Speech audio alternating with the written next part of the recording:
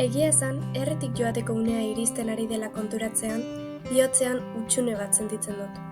Oso harro nago hemen bizi izanaz, eta faltan botako ditut gauza asko. Euskal dantzetako entxeguak, musika eta lagun artean sortzen den giro berezi hori.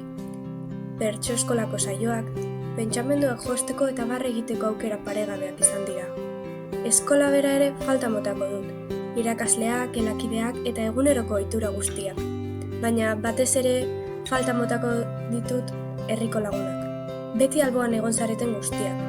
Zuekin izan ditudan momentuak dira gehien maite ditudanak, eta horretagatik eramango zaituztet bihotzean herritik urrun egon arren.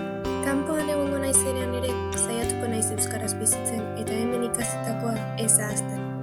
Dantzak, bertsoak eta lagunen oroitzapenak nirekin eramango ditut. Oinak lehertu arte dantzatu behar delako. Kantatzen duen herri bat inoiz ez delako hiltzen. Eta euskaldun bezala beti euskaraz bizi naizelako.